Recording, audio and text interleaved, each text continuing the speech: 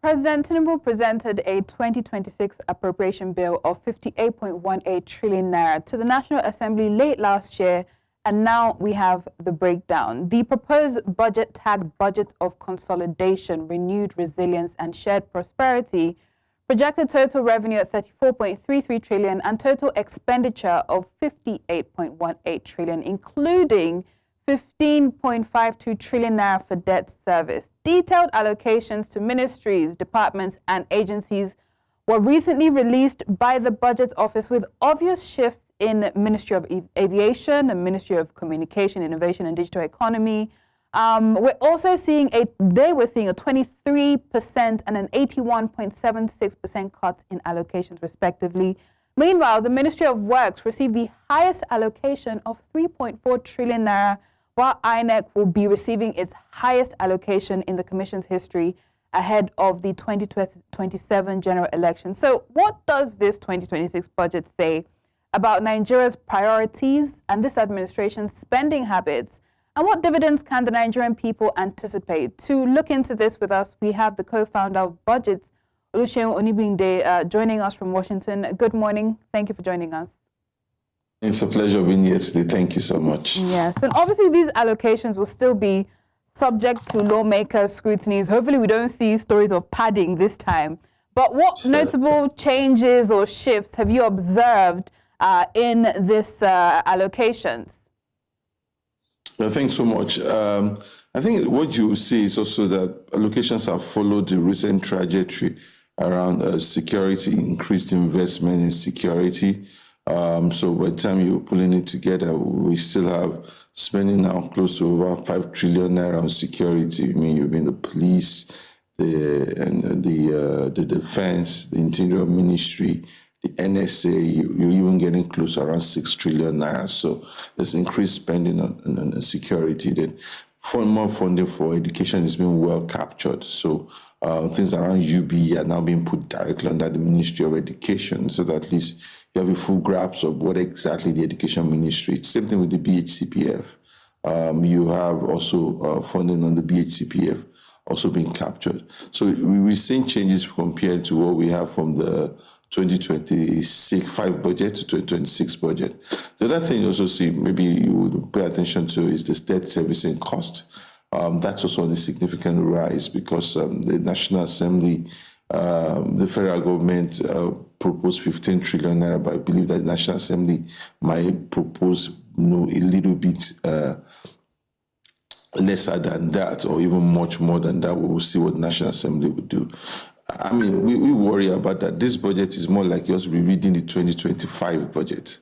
And by the time you look into the details, let's not forget that the federal government said 70% of the 2025 budget will be carried over in the 2026 budget. So I've seen a lot of commentary online around sewing machines, street lights, and different items that were the ills of the 2025 budget being brought for 2026 budget. Our problem is that by the time that budget comes into the National Assembly, then the National Assembly might even have more of those kind of projects, those micro projects that they want to tack into their constituency. So our challenge is that we might be facing a double problem here when the budget gets National Assembly. But it also means that there has to be a bit of responsibility. The silver lining is that there's a bit of project credibility happening. Let's not forget 2025 budget was around 54 trillion. We have a 58 trillion naira budget proposed now. So it means the federal government seems to be walking back on its gross assumptions. That does not stop us from interrogating the fact that our revenues are still very, very weak. I mean, revenue in 2024 was 20 trillion naira. I mean, we are projecting 34 trillion naira for 2026. That seems like a high jump, but that's like a 70% growth we're expecting in the 2026 budget. So we are waiting for how the federal government is going to be able to achieve that. But overall, it still means that we still have a little bit of budget credibility because the budget has been taken back to where it should be. The deficit is not great. If you look at that budget, I mean, the deficit is around 23 trillion naira. So maybe for every 100 naira we intend to earn, we want to borrow around 70 naira of that. So my belief is that we will wait for the National Assembly. but the budget itself is not removed from the ills of the previous budget, which is too many projects, too many micro projects, and also lack of strategic focus about what exactly ministry should be budgeting for. Even if you look at the Ministry of Works budget, there are too many road projects, too many, 7 million, 20 million. Some might get some FT allocations, but it's also good that the federal government focus on a few things at a particular time so that it's able to just optimize results in a short while. Right, and I think looking at some of the things that stand out in the allocation, INEC is receiving one of the highest allocations in the Commission's history against the 2027 election, 1 trillion naira. For 2023, and correct me, election, it was 313.4 billion. How do we begin to explain this increase? And I think that's the tragedy, because INEC receiving 1 trillion naira is a whole lot of money. Before, INEC used to have around 120, 130 billion. Then suddenly you started getting 300 and something billion. I know we have elections 2027, so it seems like the federal government is front-loading that expense. So maybe most of the funds for the preparation of 2027 election will kick in 2026. But as at that's even a lot of money. By the time you adjust that for the number of votes, 2023 elections, we had less than 30 million people. So we're saying that we are using 1 trillion naira to deliver voting for 1 trillion people. That sounds like a big problem in my own view. So by the time we look at it, 2024, 1 trillion naira is a lot of money that INEC is trying to use to deliver the budget, its voting. The problem with statutory transfers, where you have the National Assembly and you have the NJC and you have INEC, is that you don't get to see the details of their budget. So maybe this would trigger us to send like an FOI to the budget office and ask that all the statutory transfers details budget should be made public. You can't be spending 4 trillion naira of public resources. It's a lot of money. 4 trillion naira is nearly 10% of the budget. So you can't spend 4 trillion naira as what you call statutory transfers, and you do not have a public record of what those funds are meant to do. That's supposed to make that narrative. So if you look into that budget, NJC, INEC, NDDC, UBEC, they should have public budgets. And part of that is some of the things we're working on. We've been working with the National Assembly on what we call a Public Utilities Transparency Bill, because we noticed that even though you have it in the Fiscal Responsibility Act, that this project should be made public, there is no clarity about the detailing of the item. So to say this is the kind of detail that make it public would just be a single line item. It has to come to a level of detailing where items are much more robust and clearer to people that this is what you're using public resources to do. And that's how we can have informed debate about it. Yes, accountability. And causing a bit of a stir with the allocation, the presidential vehicle allocations, which has increased by 125%. Last year it was 5 billion, this year 11.25 billion. We're also seeing solarization of the villa with solar mini grids. Last year they spent 10 billion, this year they're spending 7 billion.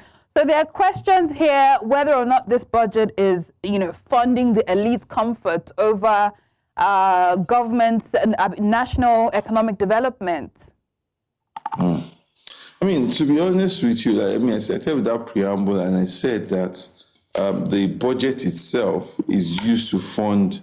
It was used to fund items of 2025. So you carried items 2025 and you moved them in the 2026 budget. Let's remember that as of June this year, less than 300 million has been released for the 2025 budget. We had a budget of close to around 20 trillion for capital projects. Then we released only 300 billion. So it's clear that we have not executed the 2025 budget at all. More of the spending for the federal government has been the 2024 budget. And you also recall that contractors have gone on protest. The federal government saw this problem and said, you know what, we'll take item in the 2025, but 70% and take them. So some of these items might have been in the budget. I'm trying to be the devil's advocate here. Some of them items are in the budget, but they have not been funded. I mean, we've made this point known to the federal government significantly that this is gross fiscal indiscipline, because what we advocate for is a supplementary budget. If a budget is a document that shows the priority of government. So in some sort of way, and it does guarantee that you're going to execute a budget, because the budget is subject to availability of revenue. So if you give me a budget from the National Assembly, I sign, I have to order my priorities to say these are the capital projects that matter more to me. Whatever is left for that year, I can cherry pick what is useful out of it and bring it to the new year as a supplementary budget. But if you are moving over everything in 2025 and moving into 2026, you're carrying over the inefficiencies, the waste, the unnecessary items, and you're moving over to 2026 budget. And sometimes these are the political economy of things that do not help our fiscal discipline in the hand. I mean, why are we doing that? Why can't we just look into that? But the National Assembly propose new constituency projects within this band, and let us have a different, sparkling, new, clean budget that focuses on the priorities of the federal government. But unfortunately, we don't get this. What we continuously get is constant adjustment and move over. So for most of those items, I look at it and I'm like, federal government spending money on solarization, desk, tables, all of that are still being bought. There has to be much more clarity if those things were bought before. But most important is the federal government allowing the budget to work within a calendar year or within a year period, annual period. Let it be that, so that it's more clear to citizens what has been funded, what has not been funded, and what we need to move on from. I think, it would be great to get more into the detail of this allocation, but we know it's still under scrutiny. It'll be interesting to see the final allocations in the coming weeks. We don't know how long it's going to take. But thank you so much for your time and perspective on the show today. Co-founder of BudgIT, Oluseun Onigbinde. Thank you.